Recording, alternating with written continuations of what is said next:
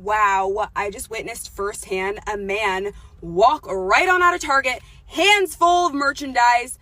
Beepers are going off. Security looks him dead in the eye. Nothing happens. Yes, that's right. Fast rising right-wing media wingnut Allison Steinberg recently went on a rant. Apparently, she was down in San Diego, went to the Target. A homeless guy allegedly ran out with some goods. We don't know if this guy was homeless or not, and this pissed her off to no end. As I was waiting in line to actually purchase my items, I saw a homeless, muzzled up bum just walk straight on out of Target, no given. She saw this as an opportunity to bash the Democrats. Because this is California, and San Diego is slowly devolving into LA. Great job, Democrats. I asked the security guy what he was going to do, and he said there's nothing they even can do. Isn't that just lovely? There's a couple of things fascinating about this clip.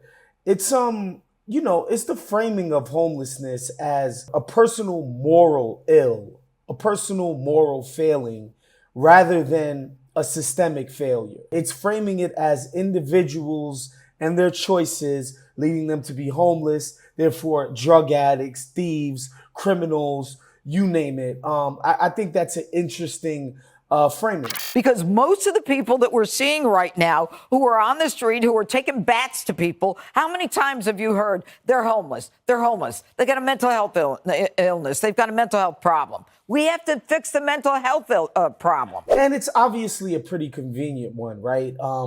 If we straight up just blame homeless people for the problems and we don't think about our role as a society collectively in, making life better for these folks, it's easy to just say, look, the problem isn't that we've produced these outcomes as a society and a system. It's that, the cops aren't arresting these guys or locking them up or beating them up or putting an end to this. So, that's obviously going to be a convenient right-wing talking point. But it's interesting to me because I'm old and cooked enough to remember a time when the people around George Bush, the second George Bush, were talking about compassionate conservatism, right? That's how you get stuff like No Child Left Behind. That kind of stuff grows out of that idea. This idea that conservatives need to be less rigid and need to be more community and social minded. Those days are clearly long gone. It's time to come together to get it done so that we can truthfully say in America, no child will be left behind. Not one single child.